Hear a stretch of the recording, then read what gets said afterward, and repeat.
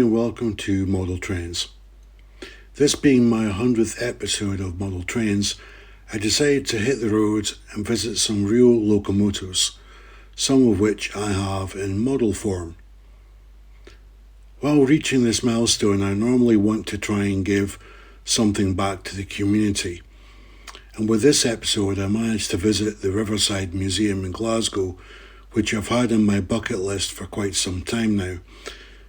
So for those of you that are unable to visit or reside far away, I thought to take some shots of the museum, the locomotives, and give a little overview. I'm very lucky to have in my model collection the Caledonian Single and the Jones Goods locomotives.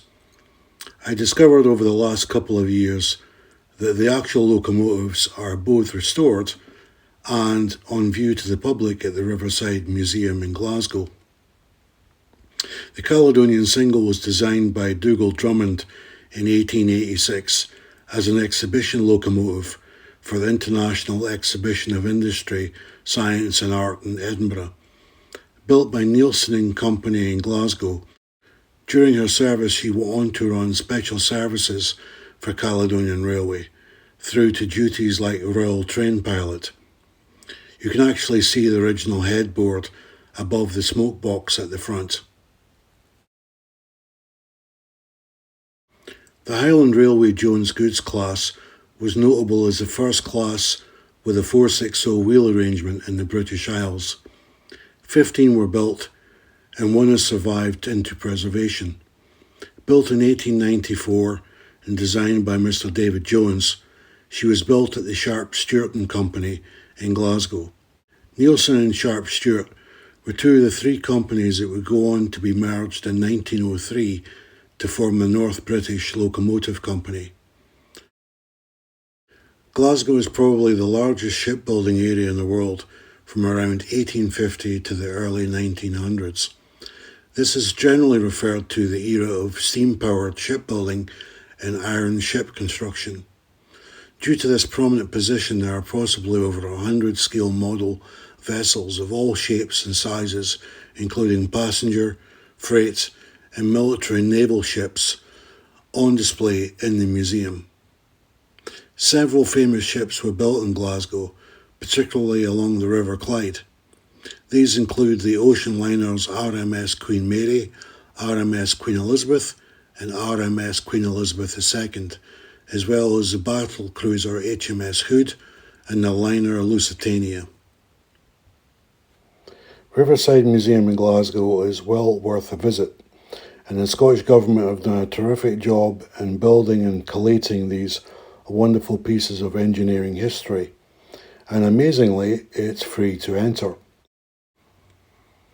Another reason that I had in my list of things to do while at this museum was I wanted to take some close-up shots of the Caledonian Single, as I had plans to improve the decoration on the model example that I have. Also, while I was there, I did see examples of the Raleigh Chopper, which was my first bike, and the British Leyland Mini, which was my first car. And the motor car collection that they have in the museum is really, really extensive. I was very surprised to see that.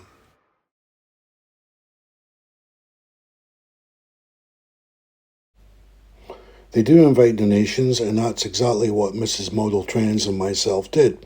We put all our donations to the channel into the museum's funds to keep these pieces of history in top conditions for generations to come. I hope you've enjoyed this Centenary episode, and I want to thank everyone who has subscribed and those who watch the episodes here on Model Trains. And a special thank you goes out to those who have made donations to support the channel. It's very much appreciated, and it really helps me to make the content that you want to see. Thank you all for watching, and I'll see you next time.